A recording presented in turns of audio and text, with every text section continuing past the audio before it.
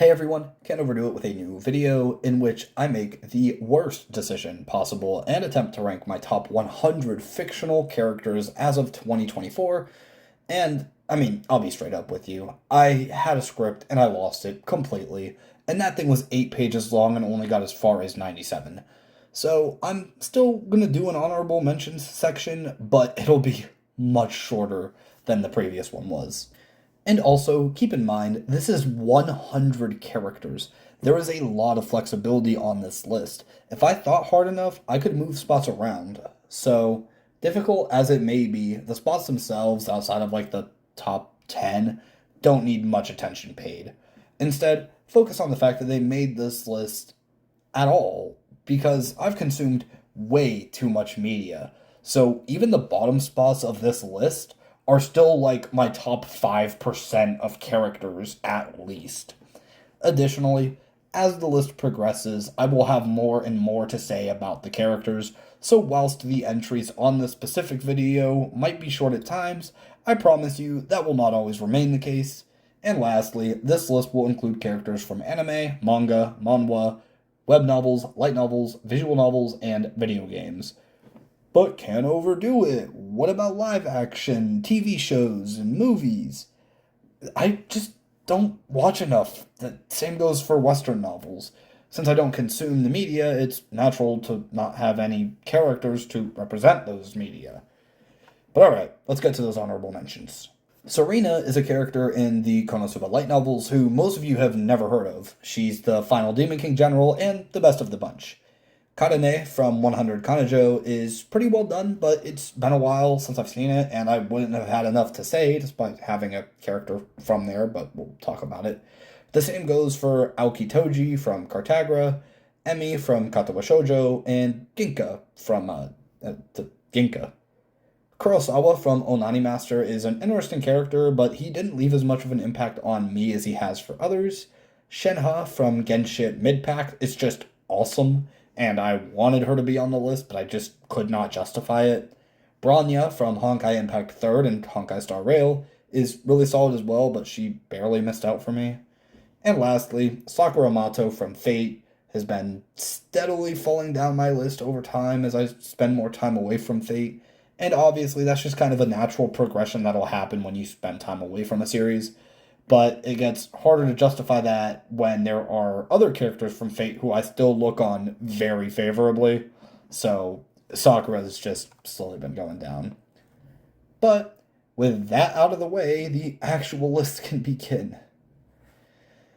Oh boy, it's really happening. At number 100, just barely making the cut, I have Kiana Kazlana from Honkai Impact 3rd. And firstly, for Kiana, I think it's important to note that I'm currently only as far as the Durandal visual novels in Honkai Impact 3rd. For people who have only played the game, that puts me between chapters 17 and 18. That out of the way, Kiana is just a super fun protagonist throughout. I honestly found her to be a little bit annoying for the first bit, but as time went on, I grew more attached to her shenanigans, especially once some of the more serious content reared its head. Kiana's a surprisingly complex character who has her highs and lows, but does a good job of keeping me invested in the plot of Honkai Impact 3rd. Moving all the way down to the double digits, at number 99 I have Hitagi Senjogohara.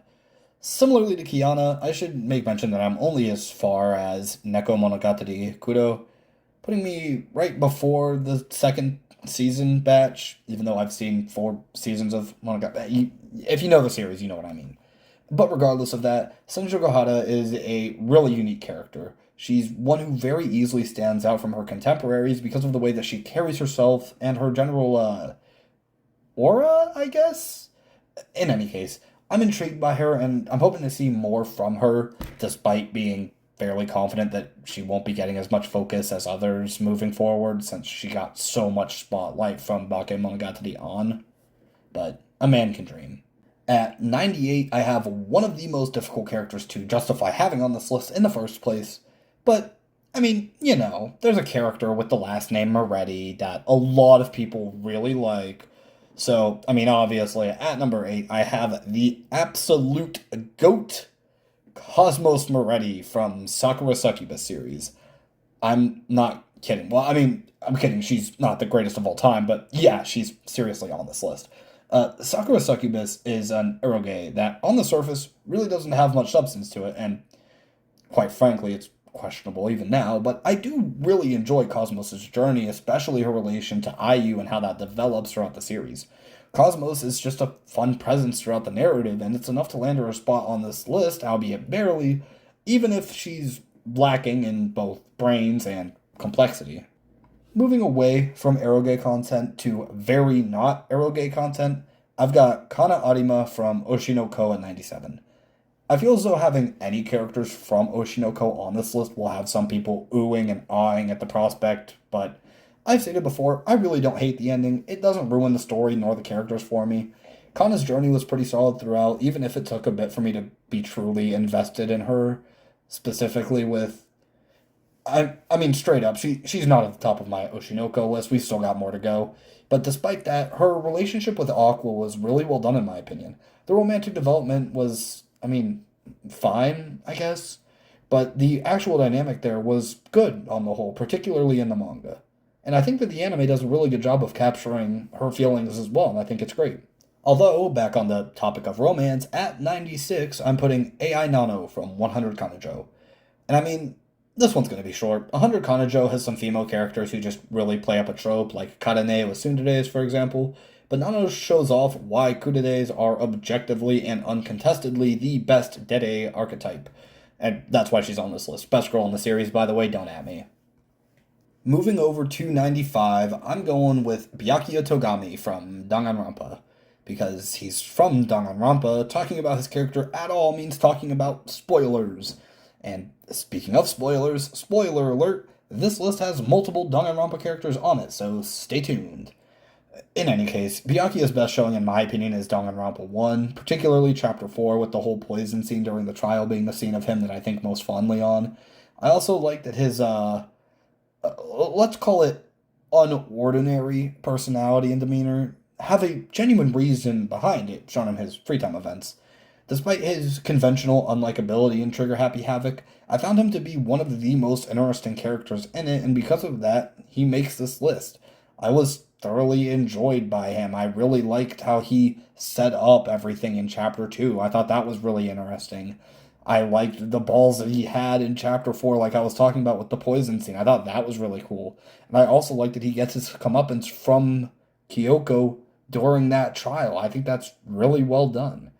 And again, as I alluded to before, his free time events were great. I really enjoyed them. The last thing I want to say about Byakuya is that I do intend to read his novels at some point, but it's gonna be a while before I do that. So we'll see when we see.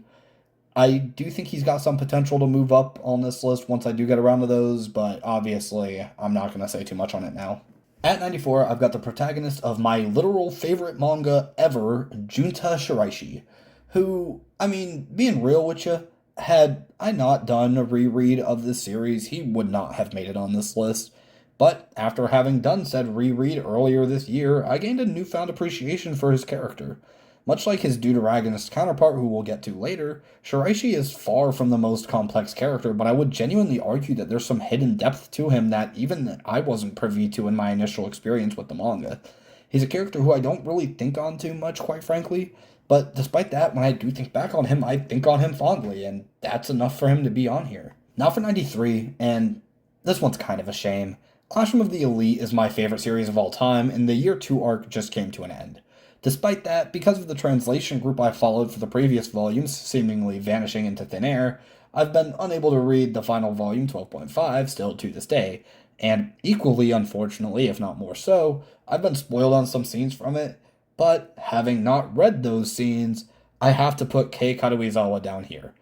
And honestly, from the spoilers I did see, she would definitely be bumped up at least a few spots, but again, I haven't read it, so I don't want to consider that in this ranking. I still really enjoy her journey, and whilst her showing was definitely better in Year 1 than Year 2, in my opinion, I never minded her presence outside of my own biases towards the actual goated waifu in Classroom of the Elite, who we'll be talking about much, much later. But all in all, I think that Kei is a character who definitely has some missed potential, but is equally a character who isn't finished yet, so that potential is still very much so there. I'm looking forward to see how this parasitic nature that the author has been cultivating throughout the first 30 books of the series comes into play in year three. I think it's going to be very fascinating, and I can't wait to see it. Moving on, we have a few really popular characters back to back to back, and starting off that trend, at 92, I have Eren Yeager from Shingeki no Kyojin. My feelings about Eren, and by extension his series, are pretty mixed overall. Definitely positive, but a little bit mixed. Despite my grievances with him, especially towards the start of the anime, I never found myself to be disinterested in him, though. While he never was the most enjoyable character for me, I couldn't help but be engaged with his story as it was playing out before my eyes. The twists and turns throughout the narrative and how he reacts and adapts to those is really what makes his character pop for me. I like his philosophy in regards to freedom, and I also like how thoroughly his psyche is picked apart towards the end of the plot. All in all, whilst he isn't one of my favorite characters ever, I mean, he's literally in the 90s, I can understand where people are coming from when they rate him so highly, even if, by this entry, obviously, he's not as high for me personally. But I get it. Just a step above Eren, I have Sakata Gintoki at number 91. However, unlike with Eren, I'm only about 40 episodes deep into Gintama, so naturally the question arises, why is Gintoki higher? And the answer's simple. I've consistently enjoyed Gintoki's character throughout so far. He's pretty easily the best thing about Gintama so far, and quite frankly, he's the reason that I want to continue watching it, even though it's been on the back burner for a bit, admittedly. I love his humorous scenes and his more serious, down to earth scenes as well. I'm looking forward to experiencing the rest of his journey one day, and I have faith that he'll be much, much higher on this list once I've gotten to his ending. And speaking of characters who I anticipate getting much higher with time, breaking into the top 90, I have Sanji from One Piece. I'm currently at Thriller Bark, and much like with Gintama, it's been on the back burner for a bit. But Sanji's another character who I just really enjoy. Unlike Gintoki, though, I have some real qualms with Sanji. His shtick is stupid, and it takes away from his character quite a bit. But despite that, he's still my favorite character in the series as of now, and it's not particularly close. His backstory is really good. I really like his fight style, and I genuinely find his dialogues to be amazing outside of his gimmick, which is annoying and, again, stupid. I don't like it. I wish it wasn't there, but it is, and because of that, I need to factor that in, and it does knock him down a little bit on this list. On to 89, another character with highs and lows, with me absolutely loving to hate this character. I've got Kikyo Kushida from Classroom of the Elite. And Kushida's a character who is at her best when she's getting absolutely demolished and obliterated by literally any character in the series. But she's just so enjoyable while being in that position. One of my favorite individual pieces of media ever is Year 2, Volume 5 of Classroom of the Elite, and straight up, a large part of that is directly because of Kushida. Even if she's unlikable at points, I can't help but be entertained when she's on screen. And even outside of stuff like that, when she's getting owned, her more slice of life scenes are cool, and the switch up they had with her at the start was really fun for me when I first got into the series. And also, I just love her dynamic with Suzume. Her being such a top tier hater that she actively began growing her hair out when Suzume cut hers is just amazing. Absolute cinema. Zenith of the medium. Great character both to laugh at and laugh with. She's here at 89. Moving up to 88 is another incredibly unique character like Senja Gohara earlier on. I've got Cat from Wonderlab and the Project Moon universe at large. As I'm writing this script, I really don't know how to convey my thoughts on who Cat is as a character outside of like, yeah, she's Cat. Genuinely, any words that I would use to describe her would be a disservice to how atypical her character is. And quite frankly, I'm not smart enough. My vocabulary is far from extensive enough to articulate her in the first place. This might be the most just trust me bro spot on this entire list because I'm saying a lot without really saying anything at all. Kat is an awesome character if you're willing to dive into her universe, but is also one who is exceptionally difficult to talk about in any meaningful way for me. She carried Wonderlab with some help from Rose, but I digress, and she did it in a way that kept me invested in the narrative throughout, mainly because of her directly.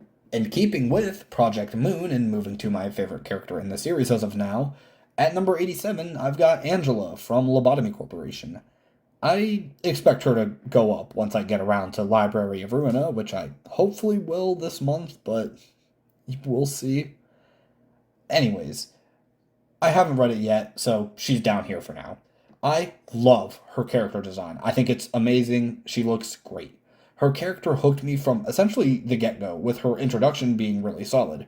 Her journey through Lobotomy Corporation is one that almost entirely happens in the background off screen, and despite that, by the end of the game, I'd felt like my favorite part of it was her story. And I would have more to say about her, but I mean, to be completely honest with you, I would rather save my thoughts for after I get around to Ruina, because again, I expect that she'll be rising quite a bit after that. So maybe when I do my top 100 characters of 2025, I can talk about why Angela is the best character ever.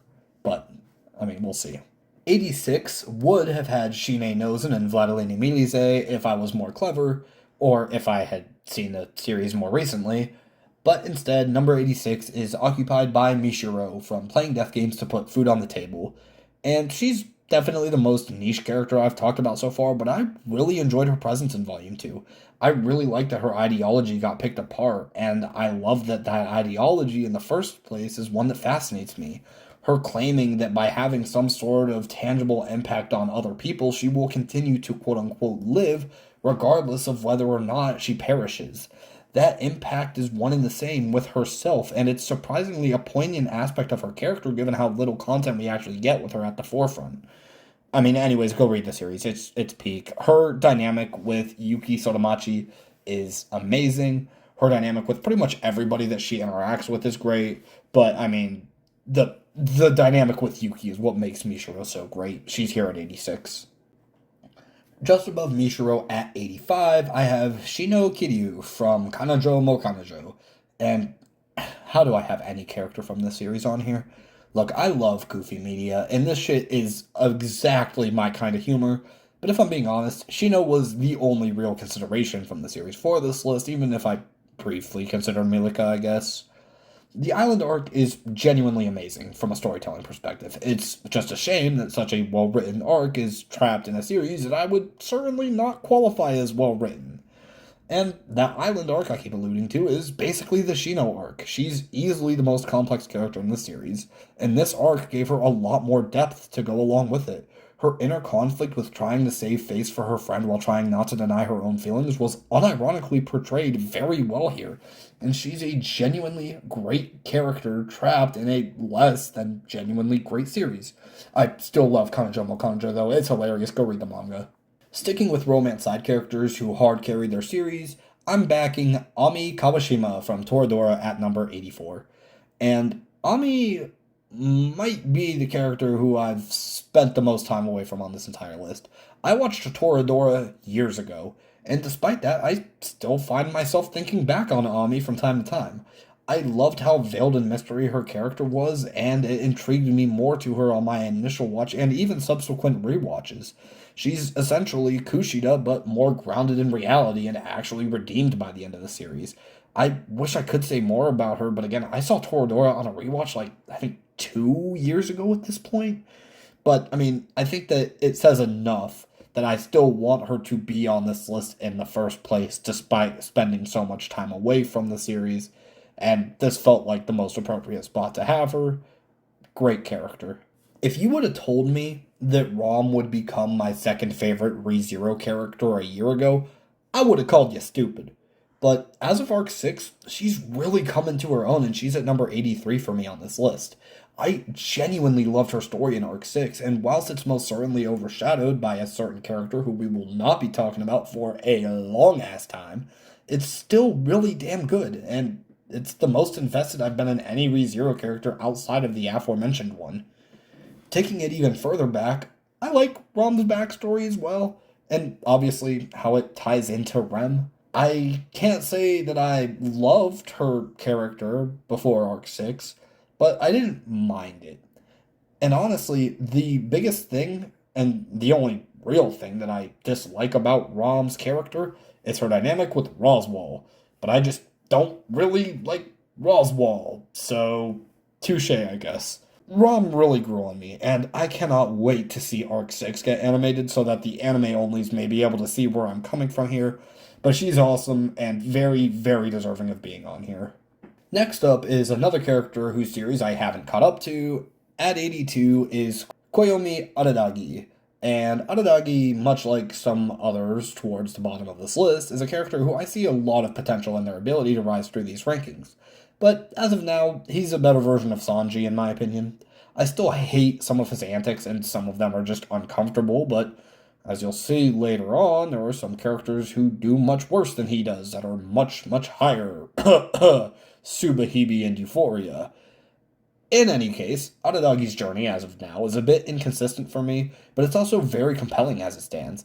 I love his dynamic with Senjo Kahara, but even more so than that, his dynamic with Kissshot is amazing so far, and I anticipate that it'll only get better as I progress through the story. I really like his mentality when it comes to protecting his siblings. He's a character who definitely has his low moments. Lord knows about the toothbrush scene. But a flawed character isn't an inherently bad one, and Aradagi is a good example of that, even being only as far as Neko Monogatari Kudo. Moving back to a very niche pick who I won't be able to discuss at length, at 81 I have Jeanne de Rai, the Golden Torture Princess from the Tortured Princess. Duh. Her dynamic with Isabella Vicker is one that I want to save for later on, but it's genuinely great, and I adore Jean's reactions in regards to Isabella, especially in the later parts of the series.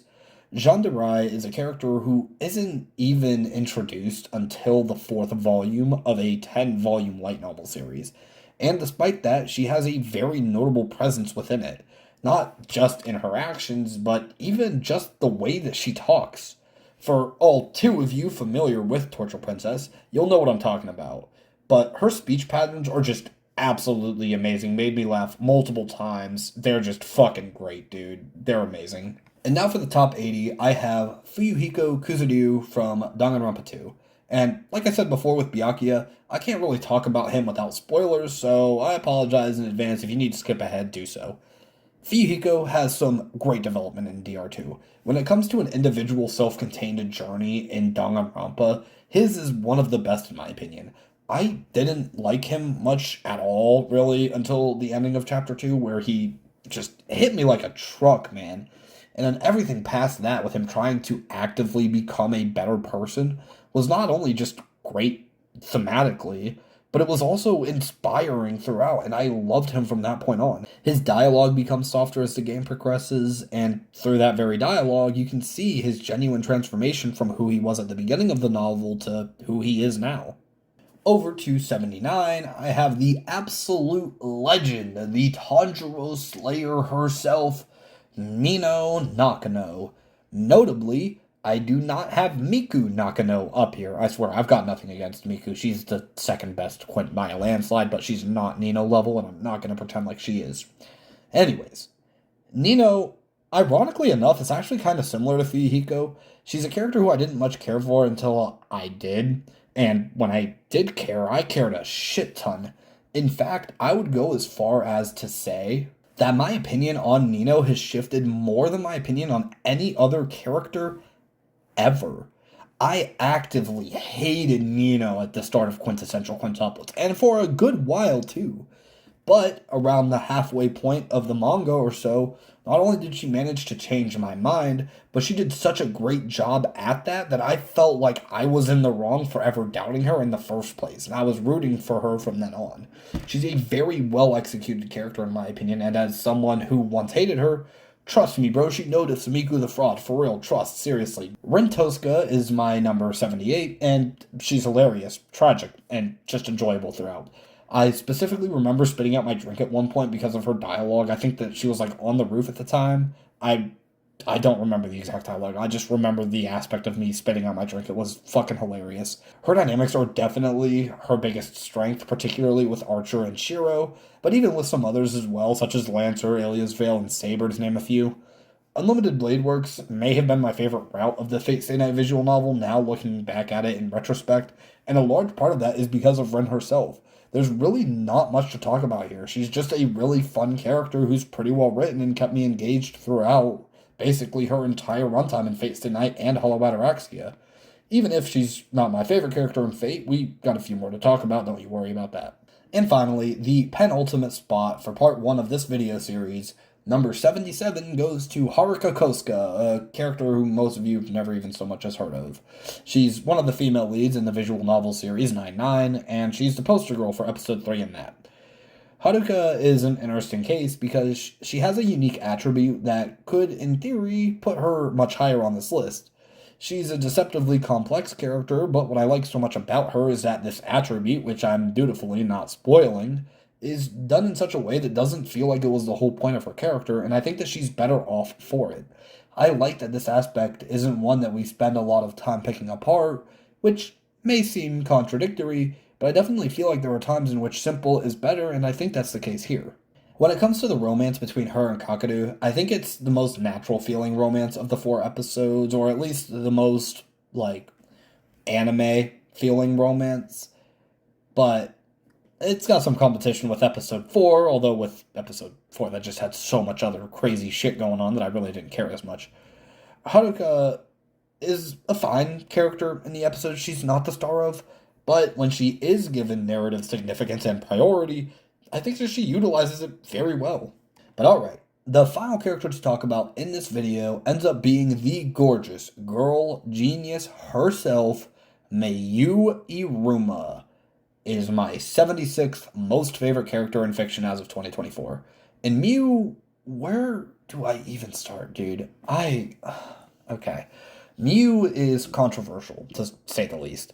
I've seen people who love her and people who hate her, and as someone who obviously agrees with the former by nature of discussing her at this juncture, I 100% understand the criticism. I do, I get it. I completely am at peace if you do not like Mew and you don't think she deserves to be here. But I don't care. It is completely wiped away from me just simply by how much I enjoyed her character personally. I found her to be absolutely gut-busting hilarious throughout damn near her entire stay in V3. She's a foul-mouthed coward who is as smart as she is dumb. I love that in each trial she intuitively knows the culprit from early on, but is so dense that she goes about it in the wrong way. Her brash nature gets in her own way at multiple points, and that's amazing, and her free time events are just as funny as I had wanted them to be. Any of her class trial dialogues, whilst they most certainly stalled the actual narrative progression at multiple points, in fact, I would even argue most points, I didn't care. They were funny. I loved it. Mew is just such a nutcase, and I would love to tell you that she's up here because she's misunderstood and that she's actually incredible or incredibly well written. Like, Beatrice high diffs her secretly, but nobody talks about it. But no, I just find so much enjoyment out of her character that not having her this high would be entirely disingenuous when discussing my personal favorite characters. I've talked about 25 of my top 100 characters, got more to go in the future, but quite frankly, this script was long and I want to stop talking now. But that'll be all for this video. Thank you all for watching, and as always, take care, y'all.